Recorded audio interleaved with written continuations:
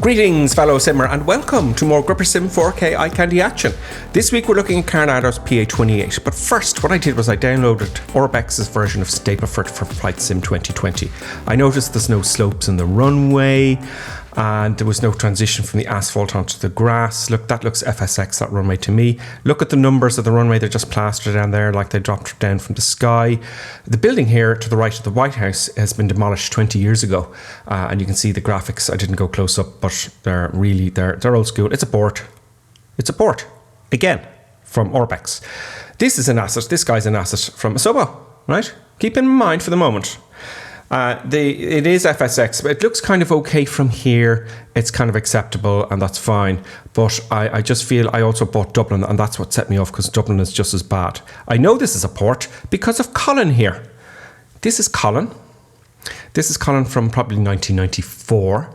And you can see he looks like he needs some help. There's a dog. And yeah, so this is how you know it's a port. It's a port from Orbex.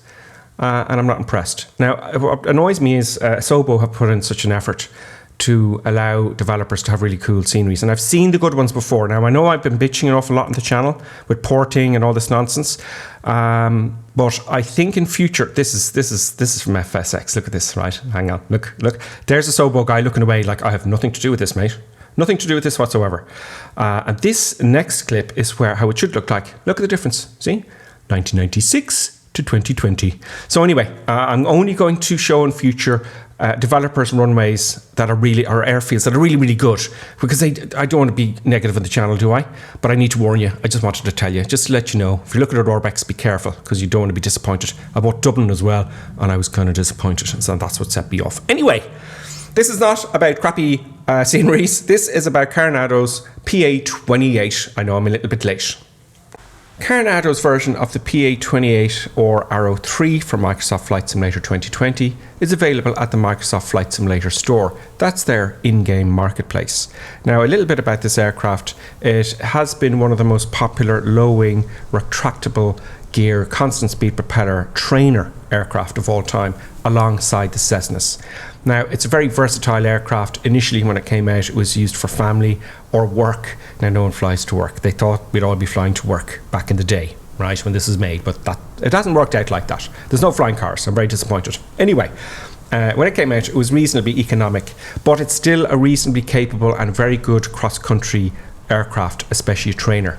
This version is a single engine.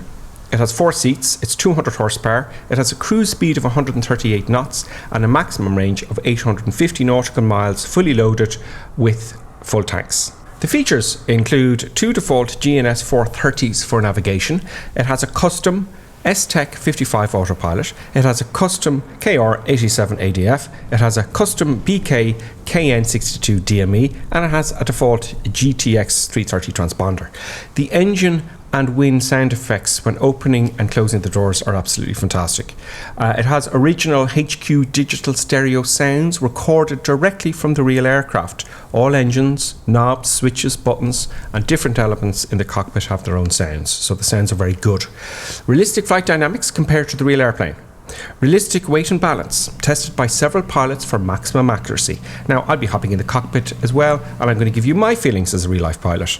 It also has the usual physically based rendering PBR materials and textures.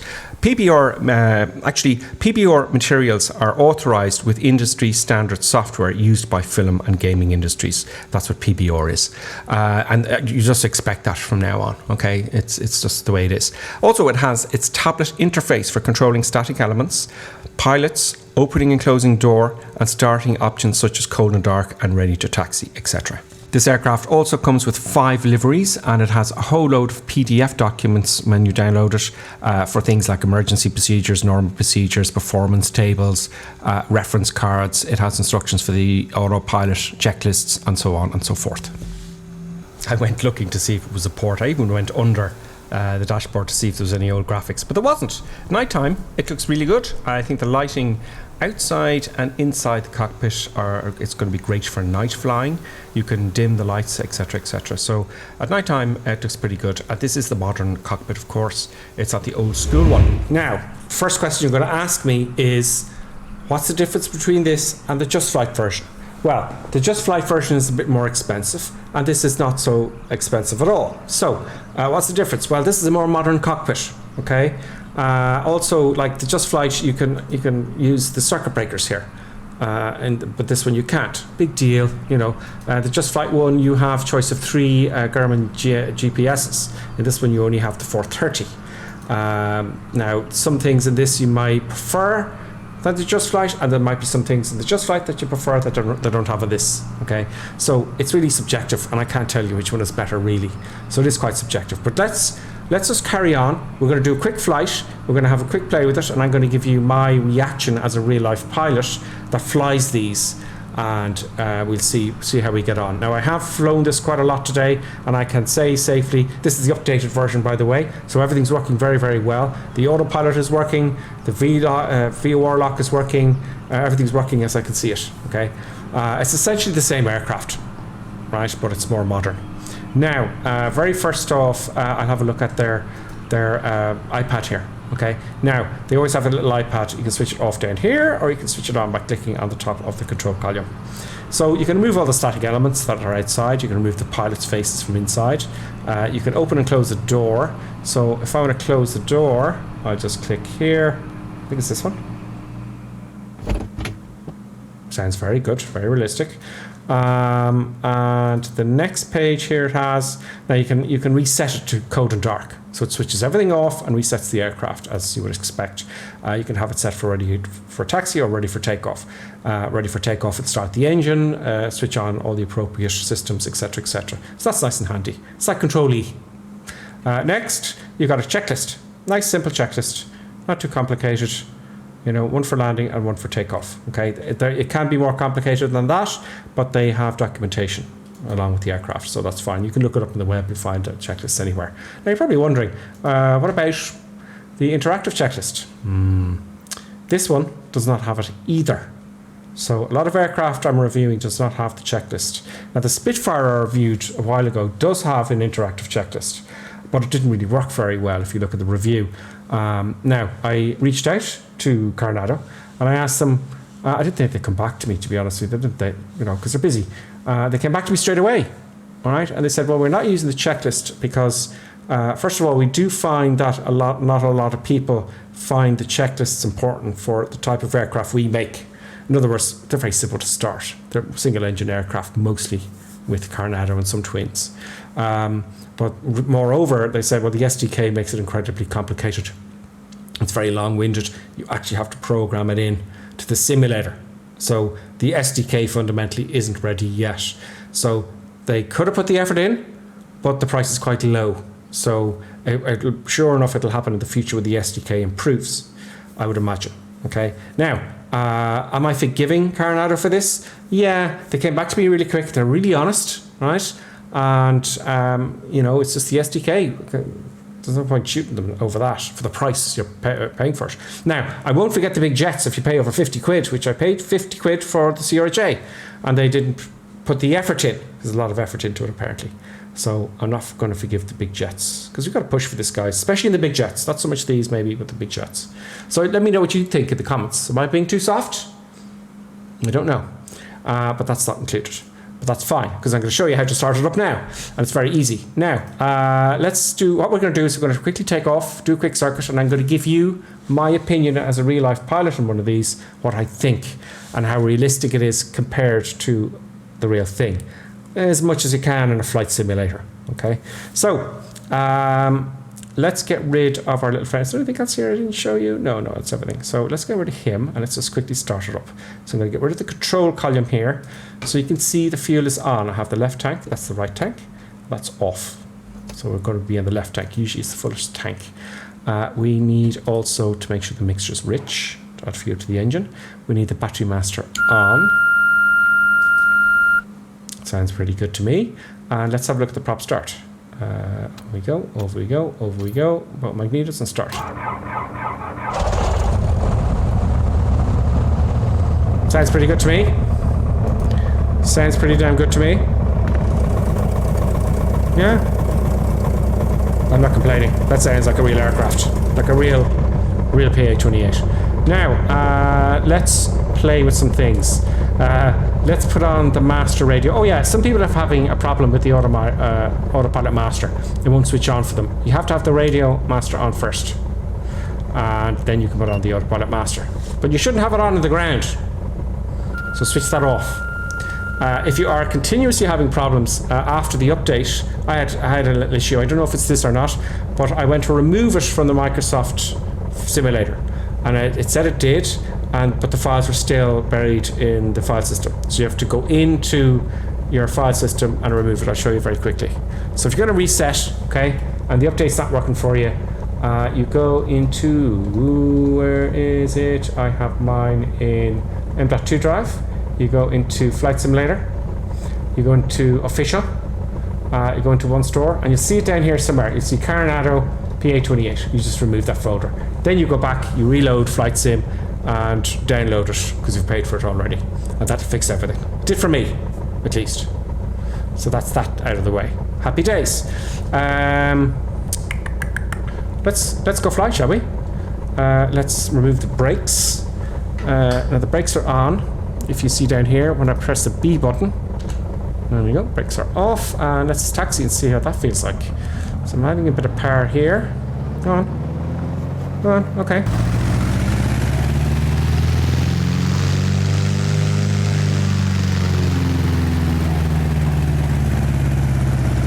I had to add a good bit of power on there to get us moving. I like the sounds when you're taxiing, actually.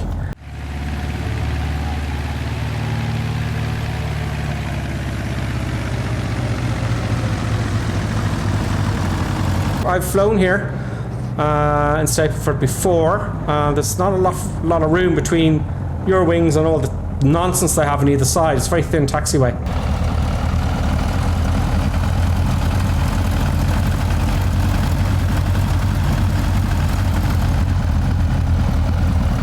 Oh, be careful, don't hit the fence. Remember, Seb, don't hit the fence.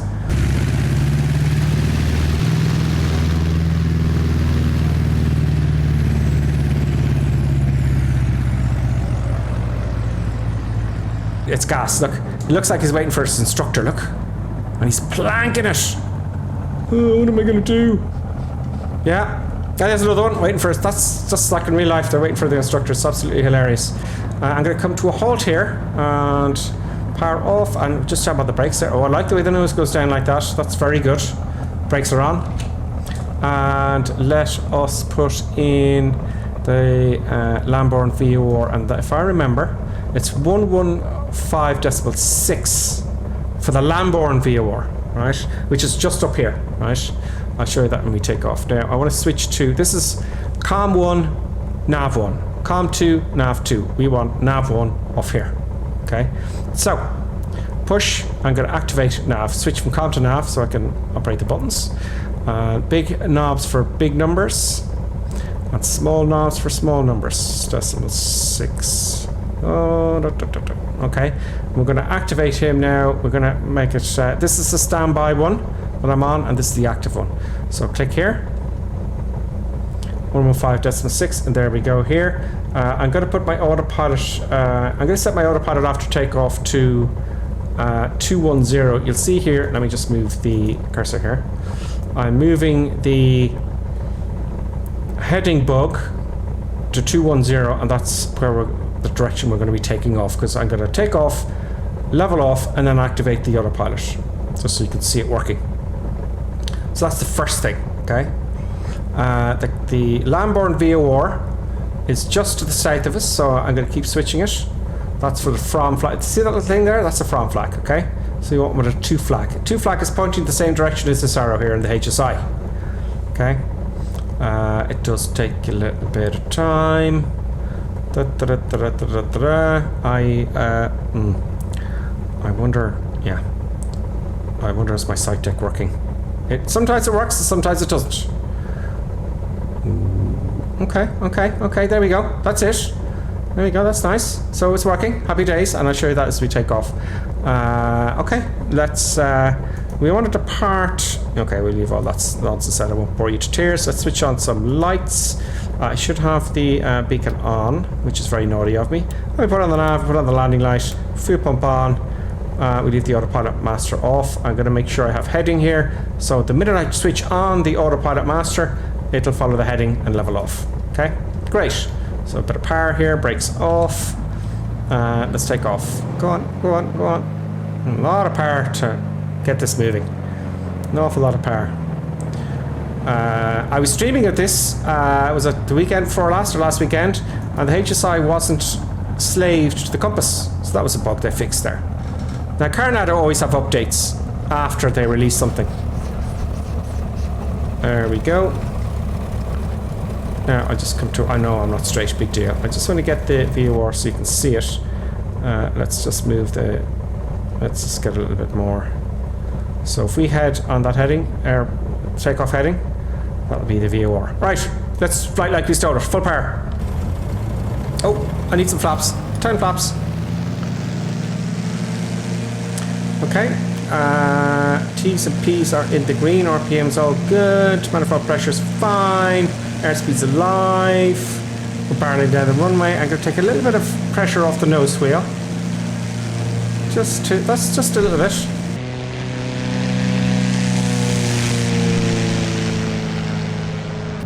Positive rate, no remaining runway available. Gear up.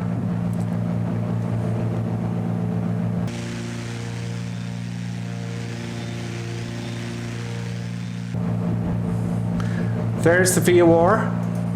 It's telling me it's over to the left, and there is the actual physical VOR. Now we're in the zone of confusion, see it?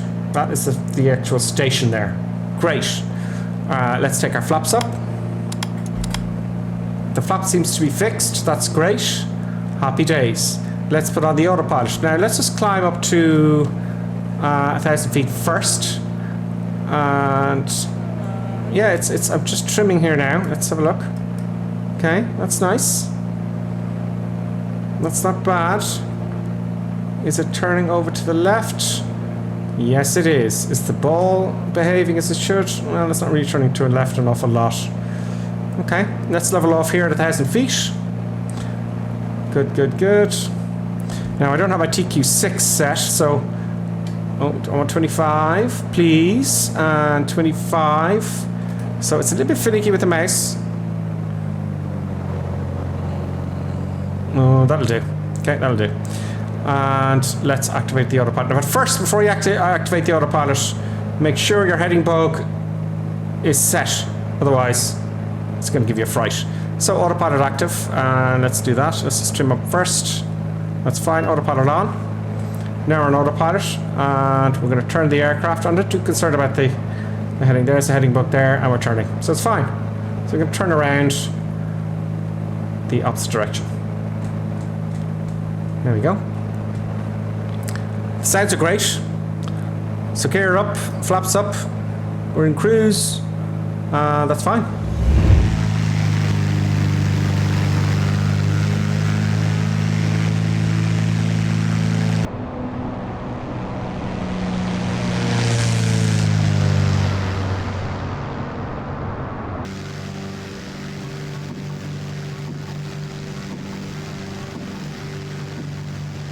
So it's flying like a PA-28. I can't complain. Something in the window there.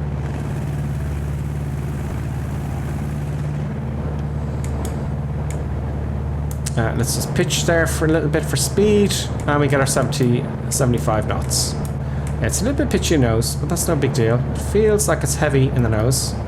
Maybe the trim wheel is a little bit oversensitive, is it? No. No, it's not. And we go for full flaps now. There we go, full flaps, like a handbrake in a car. And add a bit of power, and we got our 75 knots roughly. We're getting too low according to the pappies, but don't worry. We're flying VA4, so it doesn't really matter. Now, I expect this to drop quite a bit when I take all the power off, like the real thing, but I don't expect it to happen. It's not dropping as much as the real thing would, but that's no big deal. It's a real bonus if it does. Oh, it is now. It is a little bit. We'll just hold her off. Oh, we want a reasonably firm landing. There we go. Okay. And great. Let's just let it coast out. I'm not braking. So yeah, you know, this I'm pleased with it. Let's have a replay.